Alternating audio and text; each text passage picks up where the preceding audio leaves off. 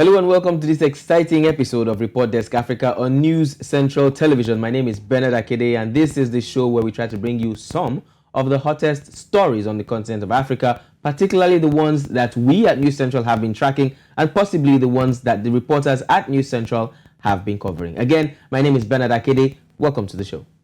Well, I'm Blessings Mosugu, his partner in crime for the show, definitely. And this is a show, like he said, where we give you the headline stories and the reports that we have packaged in the course of the week. And we also try to look at the present situation compared to past experiences and, of course, future expectations. Now, having said that, we did give you some forecasts last week and we were tracking some stories for you. Now, one of the forecasts that we gave was the federal government's plan, that's the Nigerian federal government, planning to evacuate some of Nigerian citizens from Sudan following the conflict that has taken about 500 lives and millions displaced. And we have updates on that.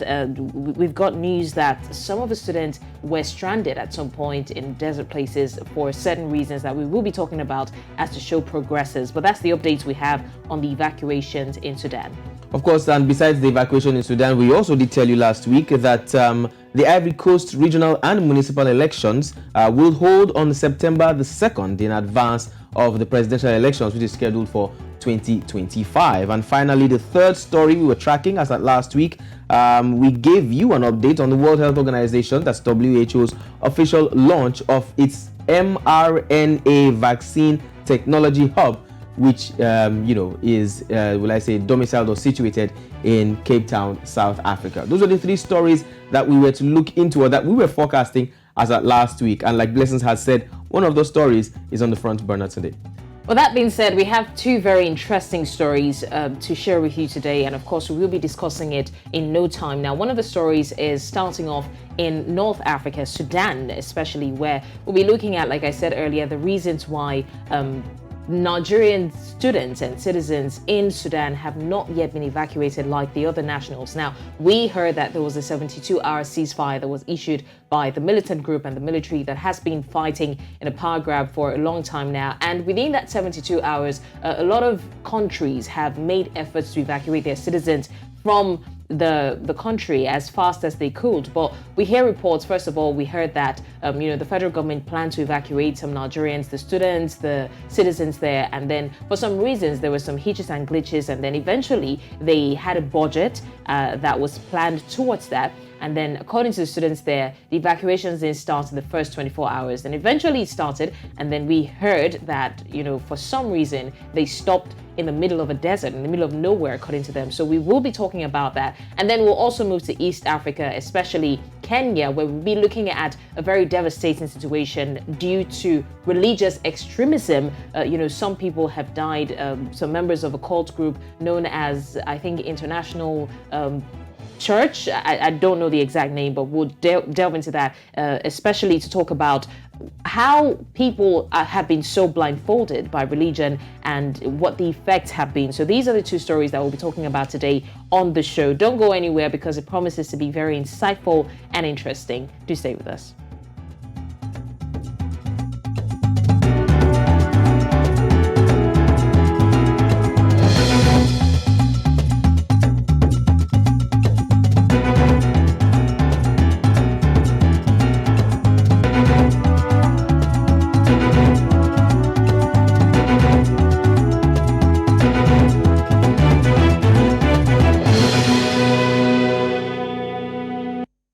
Thank you for staying with us on News Central Television. This again is Report Desk Africa. Now, arguably, the most talked about case or story on the African continent is the war in Sudan. Now, according to South Sudan's Foreign Minister Deng, the cabinet is leading efforts to extend the ceasefire between Sudan's army and its rival Rapid Support Forces paramilitary group over there in the country. Now, fighting has continued in different parts of the country, and thousands of people are continuing to make perilous journeys to leave Sudan before the fragile ceasefire ends at midnight. Thousands of foreign students from Africa, all across Africa, the Middle East as well, and Asia have been stranded across Sudan as factional fighting has erupted in that particular country. Now, different countries have begun evacuating their nationals, and last week we did hear that Nigeria promised to to evacuate its students and nationals. But as we speak, some of these students are still stranded somewhere in the desert on their way back to Nigeria. Today, we will be examining the reason or challenges for the delay and why these students are stranded rather than making their way back home to Nigeria like the foreign minister or like their foreign counterparts rather in other countries. Let's take a look at this report that was put together by our very own Adeshewa Odushoga concerning the situation in Sudan and how certain people or students or nationals are still stranded in the country. International students in Sudan have continued to feel the heat of the political turmoil in Sudan since 2019. Fresh fighting between Sudan's armed forces and rapid support forces has left thousands of foreign students from Africa, the Middle East and Asia stranded and fearing for their safety. Nigerian students studying in Sudan cried for help on different social media platforms, intensifying calls for a quick evacuation process following a delay by the Nigerian government. We fled from Khartoum and we came to the border. On our way, we saw a lot of Sudanese fleeing Khartoum.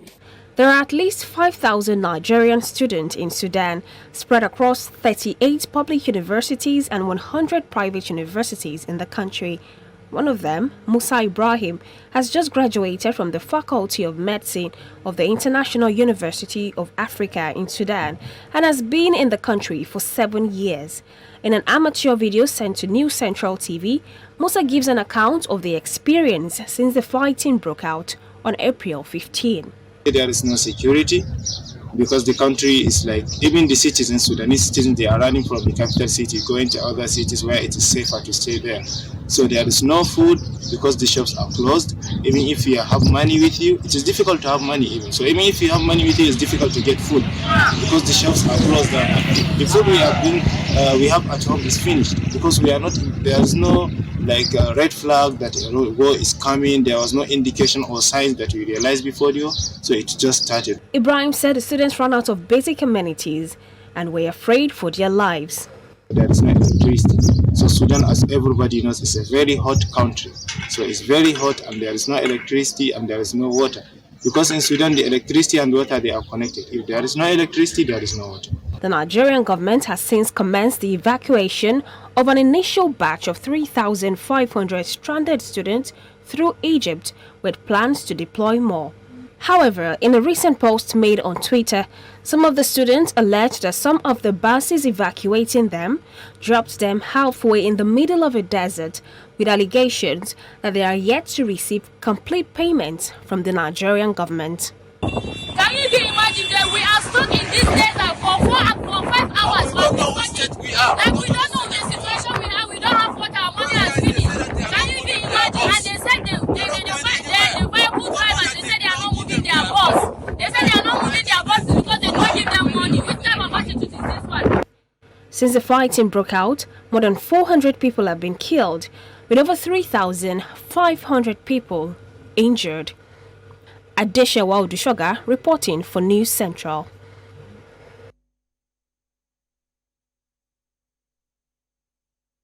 Well, if you've been following the show, about a year ago, we had some guests discuss evacuations of Nigerians from Ukraine during the Ukraine-Russia crisis. And then now we're talking about evacuating Nigerians from Sudan because of a Sudan crisis. Now, it's been a very funny and really up and down story about the evacuations of Nigerians now. Despite a $1.2 million budget for the evacuations of Nigerians, some irregularities were also happening. First of all, the evacuation didn't start until 24 hours later. And then eventually, the students claimed that they stopped somewhere in the desert because the people said those who hired them to bring them hadn't paid. But now we've gotten updates that the buses have moved and the students are now headed for a safer place. But our correspondent Adeshewa Odushoga has been in contact with one of the students, but unfortunately we don't have him right now. Hopefully he can join us before this session ends. But we have Adeshewa Odushoga here to join us as we discuss the update on the Sudan story. Thank you, Shewa, for joining us.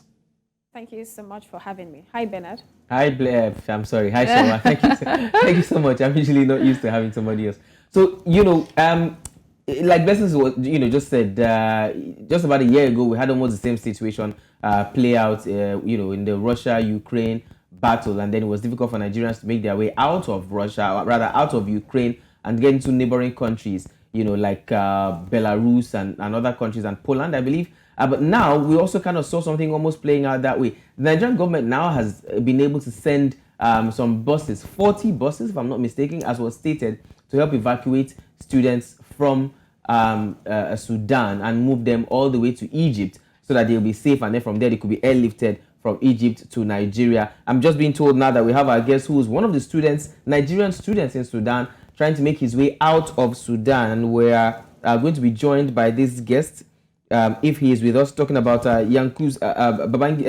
Sudan, Babangida Yankuzo. Is he with us now?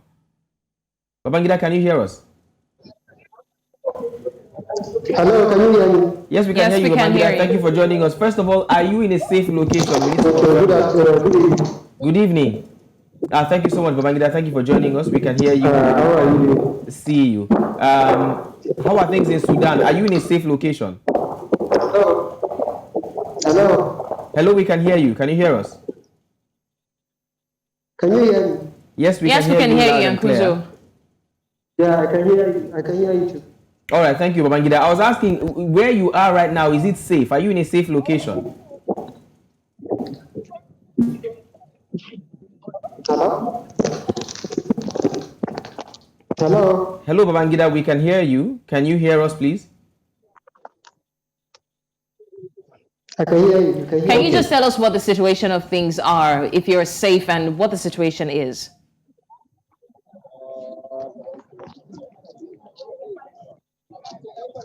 Yankuzo, are you there? If you can hear us, just tell us what the situation of things are.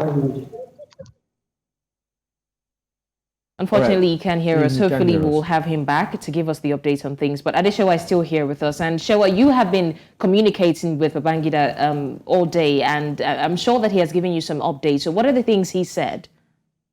All right, Blessings, I'll start with how I got in contact with Babangida. So I was scrolling through Twitter, like every other person, trying to get an update on the Nigerians in Sudan, because I had been speaking with one Musa Ibrahim that featured in my news report, as you saw earlier. And that was on Tuesday when I was asking about the updates on the repatriation process. When I got in touch with Babangida, I saw that he made a post on Twitter saying that a video of a certain lady and a guy that was also featured in the report saying that they had left stranded at a desert. They said that the bus drivers, about 7 buses, just stopped halfway on the desert and said that they were not going to move any further from the spot, and say until the Nigerian government completes the payments for the service they are rendering. And they said that they were left with no food, no water. They were just left stranded, in the middle of the desert. So when I reached out to him, I asked to confirm if the video was true. And then he explained to me that he's one of the students there. Well, according to him, he said that out of the 30 buses that were supposed to come, to evacuate the students in Sudan, to start with, so on Tuesday when I was speaking with Musa Ibrahim, he told me that the Nigerian government had written to the Nigerian embassy that all students should converge at a particular pickup point where the 40 buses would be coming to evacuate 3,500 Nigerian students. So they had been there at 6 a.m. And when I was talking to him until past 4, and that's about past 5 their time, there was no sign of any bus coming to, pick them up from the pickup point, and there was no communication. So they had to wait till very late at night, I think about 9 p.m., before they could see some of the buses come. So when I was speaking with Babangida, he gave me an update saying that out of the 40 buses they were expecting, only about 11 came. And out of the 11, they believe that 4 of the buses was already on the way to Egypt, while 7 of the buses just stopped halfway in the middle of a desert, saying that they were not going to move from the spot until they get their full payment from the Nigerian government, which prompted the video that we saw on Twitter. All right, Adeshewa, I would just like to, I'd like you to hold that conversation there. We have to go on a quick break. When we come back, we will still be talking about the evacuation of Nigerian students and Nigerian nationals from Sudan as the fighting continues there. Please stay with us.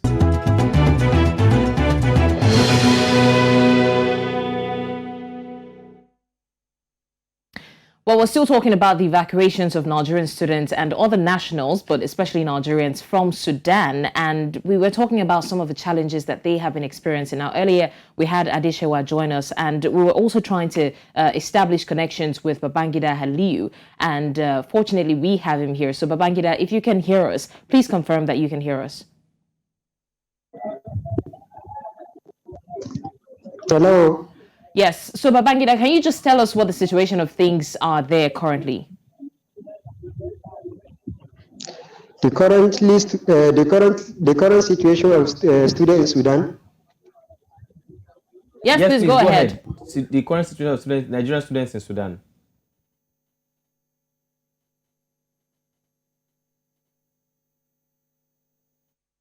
It seems we're still finding it difficult to establish communications with Babangida. We certainly hope. I can see from the last image we saw, it's looking like it's beginning to get dark over there. We hope that we can still establish better communications with him just before it gets completely dark, so we know what exactly is going on with the evacuation of Nigerian students over there. But we're still here, joined by our correspondent Adeshewa Odushoga, who was explaining how she got in touch with the Nigerian student over there and the information that he was giving her. Adeshewa, thank you for joining us again. Thank you, Bernard. All right, please go ahead. You were in the middle of telling us how everything happened and what the students have been saying to you. Yes, exactly. I really wish that we can get to connect with Babangida, because I'm sure he has a lot to say. Because I remember when I was speaking with him earlier today, he was literally saying that he's counting on New Central TV to make this particular story go viral, because it looks like they are not hearing anything from the Nigerian government. But of course, we have a development, and then after the video that Babangida himself posted on Twitter went viral, the chairperson of the Nigerians in Diaspora Commission, that's in person of Abike Dabirerewa, she replied to the video saying that she has since contacted the Director General of the NEMA, and then they have assured that the issues surrounding the bus drivers stopping in the middle of the desert has since been resolved, and then the buses are now on their way to Egypt. It's believed that when the students get to Egypt, they'll be airlifted back to Nigeria. But one thing that shows concern is that the Nigerian government have repeatedly had logistics issues. Because let's take our minds back to Tuesday when Musa Ibrahim was talking to me about how they got delayed for several hours. I mean, a bus that was supposed to come in at 6 a.m. did not arrive until 9 p.m. And when the chairperson of NITCOM was to react to this, again, she said that they had logistics issues.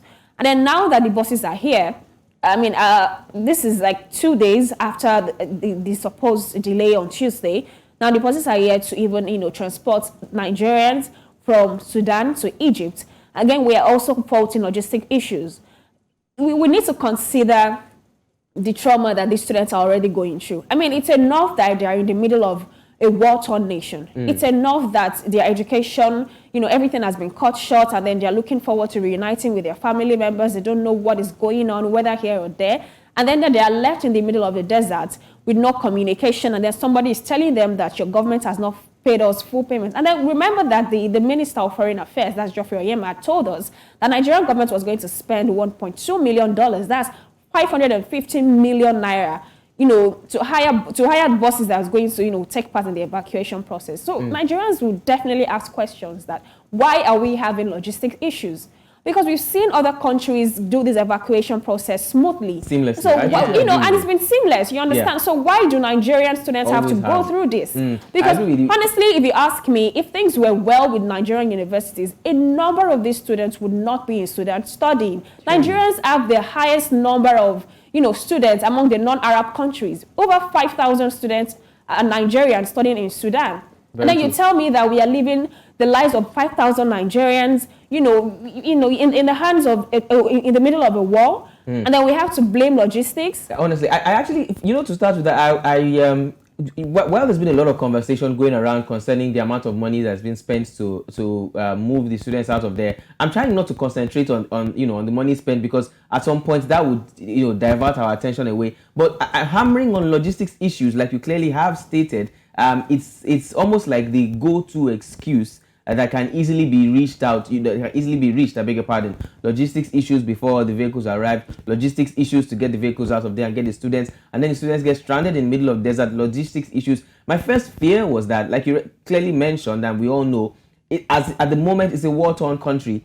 Anywhere is volatile. So anything could have happened to those students who were stranded on the road, and that would only have made matters even worse. Honestly, I do agree with both of you. I mean, this has become a recurring issue over time. And the question now is, how reliable is the Nigerian government? And again, this fire brigade approach has been like the bane of our existence for the longest time. Now, I'm quite certain that for the time, since the time this Sudan issue started, other nationals, other countries have been waiting patiently for an opportunity to evacuate their citizens. But how prepared were we? Because, I mean, we got news that the evacuations didn't start in the first 24 hours. That means we're not prepared for it. Immediately, the 3-day ceasefire was declared. Other countries sent in, everything that they can to evacuate their citizens, but Nigerians still stalled. And this, like you said, it kind of puts fear in the minds of other Nigerians in diaspora, because if these kind of things happen eventually in another country, we're not hoping that it happens, but how dependable is the Nigerian government? See, you know that we're already having conversations around. I mean, somebody jokingly said in the newsroom and said, we have a number of Nigerians studying in different parts of the country.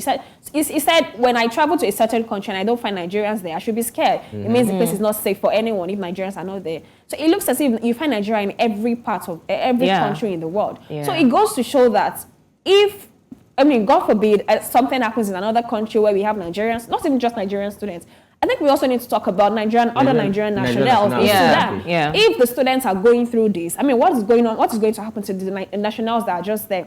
I received a message randomly this morning on my phone from a guest that I had contacted in South Africa at some point.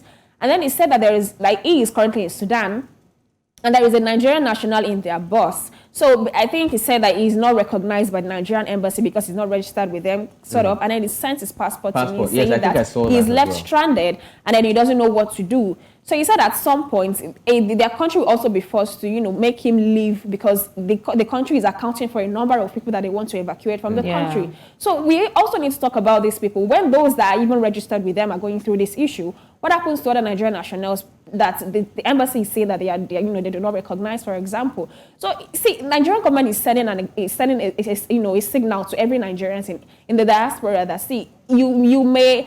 I don't even know what to say. I'm literally. I really can't relate because it can be quite annoying. Because yes, it's a situation of signal to other Nigerians in other parts of the world.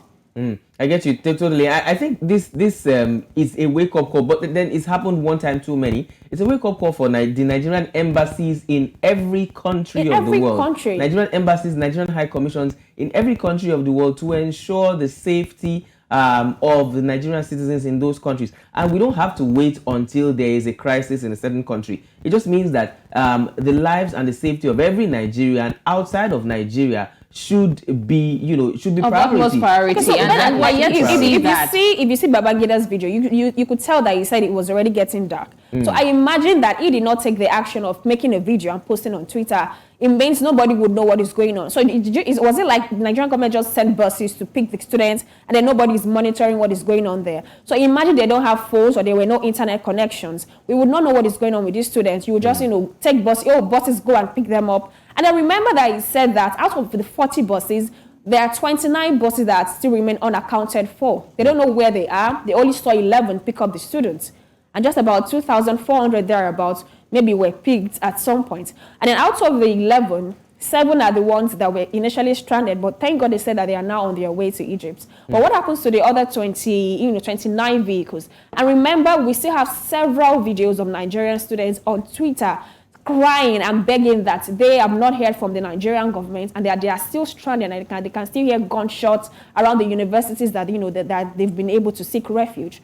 I also think information is very, very key here, which I have following this story as we all have in the newsroom. We've seen reports and more information pouring out from other government agencies talking about not just what they intend to do, but what they have been doing and the situation of things on ground in Sudan and outside Sudan. I know that earlier in the week I followed the story and I was able to find out that some of the countries in Northern Africa have actually been moving their own people across the Port Sudan, while some countries actually liaise with other countries. For example, some liaise with France to help move their nationals out of the troubled regions to safer places where they can now lift their own nationals. And I feel like the Nigerian government is using the response approach.